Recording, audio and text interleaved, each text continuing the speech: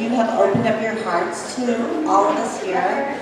I may actually relate to all of you in the sense that I'm a valley girl, totally, but I was born and raised, we were very poor. My father tried to hide it. My father beat my mother every other night. We had no money, and my father would disappear for months, and my mother would do whatever she could. She would bake, she would clean, she would sew, but we always had freshly clean clothes, but we had no money. She always read to us every night, but my father always said, "You're a girl, you're a woman, we aren't going to send you to college. You're supposed to be barefoot and pregnant in the kitchen." Because I just turned 62, I'm a senior, so things that happened back in the 50s and the 60s, people don't even want to mention anymore. I mean, my parents drove in an old car from Nebraska and came to California for the American dream. They had hoped that they would find riches, but they found hard work. And my mother became a barmaid so she could actually pay for us to have clothes and food because my father would disappear for lengths of time. But that's enough about me. I just wanted to say that I was so inspired by everyone else here, and the fact that when I finally went to college, because I wasn't supposed to go, and I decided I wanted to work in the travel industry in the 80s, and I remember Eric. Eric came into our office. He was hired immediately because he was a good-looking man, and I love good-looking men. But I trained him in the industry. He started making 2 times the amount that I made after 2 years. And I went to the owner of the travel agency and I said, "Why is he making so much money?" And he said, "Because he's a man and he needs to." And I said, "Well, you need to hire somebody else because I'm out the door."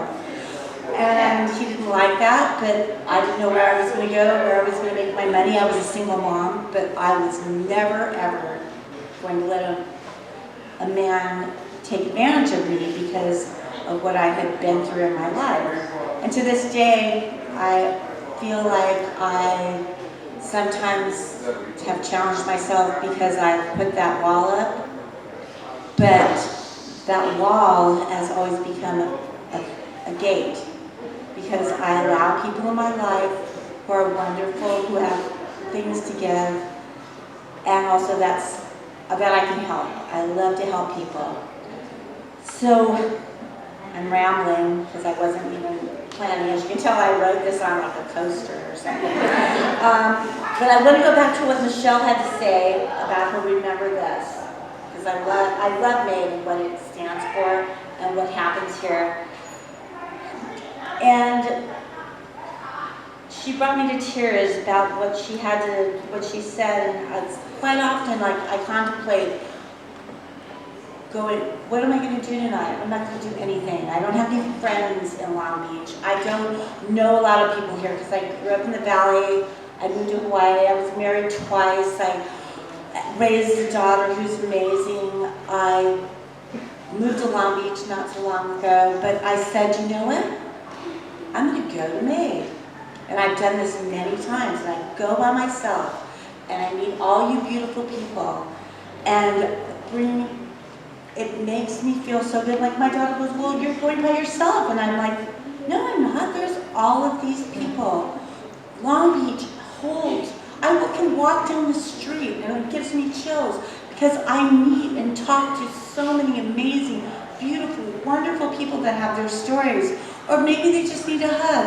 Or maybe we just walk side by side and don't say anything. But what really gave me the chills and made me feel good about this is like, I'm able to come here and be myself and feel like myself, and no one judges me. No one says, oh, well, why is she here? Or is she too old? Or what is she trying to do? No. I am just me, and together we are we. And as women, as men, as everyone together, whatever we decide is right for us, the only thing we can do is give kindness to each other. And without kindness, what is there? But the most important thing is you have to be kind to yourself. Love yourself, be kind to yourself. Let others know that life is important.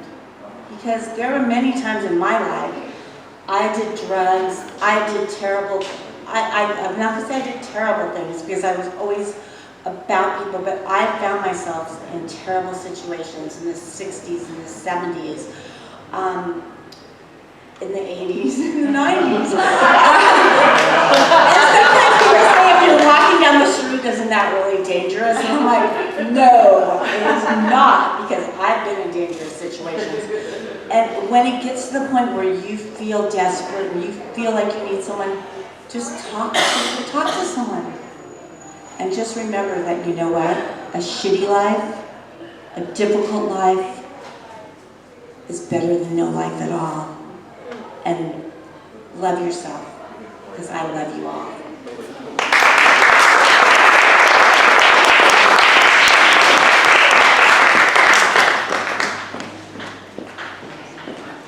Alrighty, guys. My name is Rachel. I work here at May. How's everybody doing? Pretty heavy night tonight, right? Okay, so I can either continue the heavy or I can let y'all go home. What do you want to do? Go for it. Alrighty. Well, I was hoping you were going to say that. Gotta take this sweater off because I'm already sweating. So I'm going to talk about the worst time I got stalked. Which is still happening, by the way. So I have lived in California twice. Once when I was in college, I went to school in Costa Mesa. And when I moved back home, I got the opportunity, I got the opportunity to work at my favorite pool hall in the city. And it was over, right? I was so stoked, I was back home. And so I had met a lot of people. A lot of people coming in all the time saying, hey, you know, don't you remember me? No, I don't, sorry. And I have a good familiar, like if your face, like, I'm good with faces, but not with names. But, so no, I didn't remember everyone. Years go by, I leave the job, I work at another pool hall. I leave that job to move to Long Beach. Now I'm in Long Beach, and I'm super excited, having a great time, and I start selling my t-shirts, available and made by Millworks. Thank you. So I start selling my t-shirts, and I start putting more of a presence on social media, not only for my personal page, but for my business page, kind of linking the two, really trying to do what you're supposed to in today's modern society. I get a phone call from somebody I don't recognize, saying, hey, I'm super interested in purchasing your shirt. And I was like, that's dope, which one do you want? And he was like, all 4 of them, or you know, 4 of them. And I was like, awesome, can I have your address? Never got an address. I just got perpetual, the word is uncomfortableness. You know, talking with this person wasn't a business thing, it wasn't a friend's thing. There was just this weird sort of eerie, something was off and I could feel it. Eventually he was like, you know what, screw you, I don't want to do this. And I was like, I'm sorry, I don't know what to tell you. Okay, that's good. So I get that over with, fine. A couple months later, I get a text from a different phone number, same guy.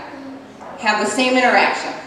Okay, I'm done. He had apologized, sorry, I freaked out, I was in a bad place. Okay, sure, whatever. I'm trying to sell my t-shirts. So, after the second time, it started to get a little bit more aggressive.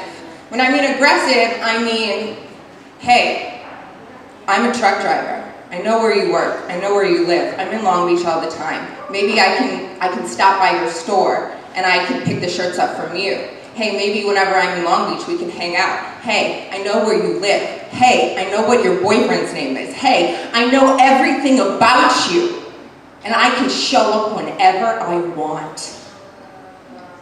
This is the time, right as the administration changed, and I felt like my voice was stolen from me because fear had just come in from every angle and enveloped me. And I am pretty loud, so to lose my voice was something that I wasn't really familiar with. I hadn't, in my life, I had no problem with somebody saying something to be like, no, that's not how we do things. That's not how adults work.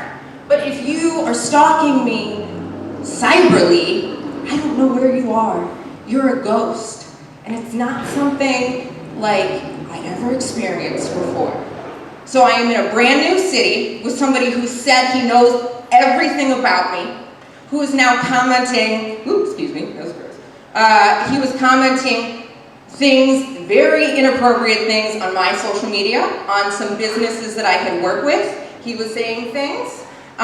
He had threatened my now ex, who, if I can be quite honest, I stayed with longer than I should have because I was afraid to be alone.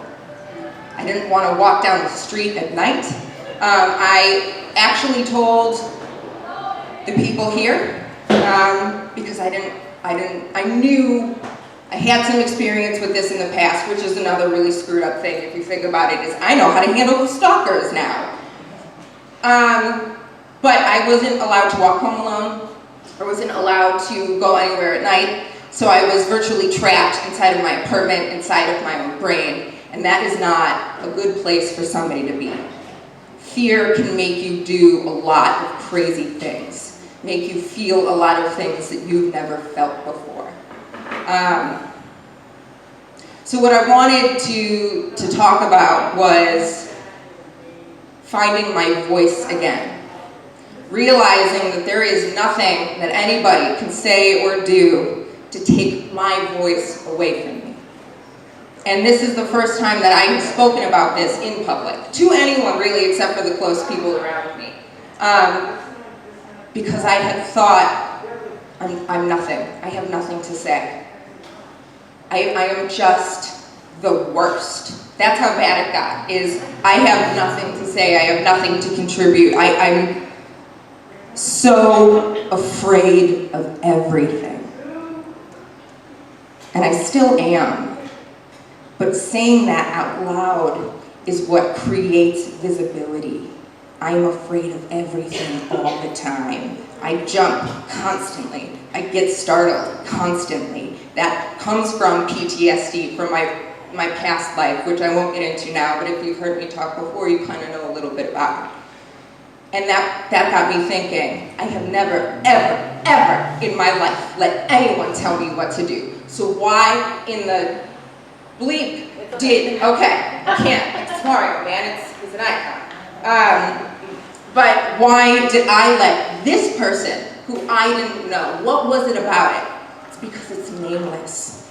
It's because it's that ominous fear, that thing that we all feel every day, that like, I don't know what's gonna happen, but I feel it. There's something bad, there's somebody watching me, there's somebody behind me. Not if you have people behind you. And that's what I've learned. My voice is what gets people behind me to be like, hey, I see you. Hey, I recognize you. Hey, I know who you are. And the final thing that I'm gonna leave you with tonight is something that took me a long time, because shame obviously played a big role in this, but if I had enough time to brood, I had enough time to do something about it. And that's what I'm doing tonight. Being vocal is doing something. Whether you feel like it or not, you are identifying with somebody, you are connecting with somebody, and you're making somebody else feel seen. So with that being said, it's the end of the show. I hope everyone had a wonderful day. Thank you to everybody who spoke. We appreciate you coming. Thank you to Michelle for curating such a great show. And feel free to sort of mosey out the door while you it, and then we'll see y'all tomorrow.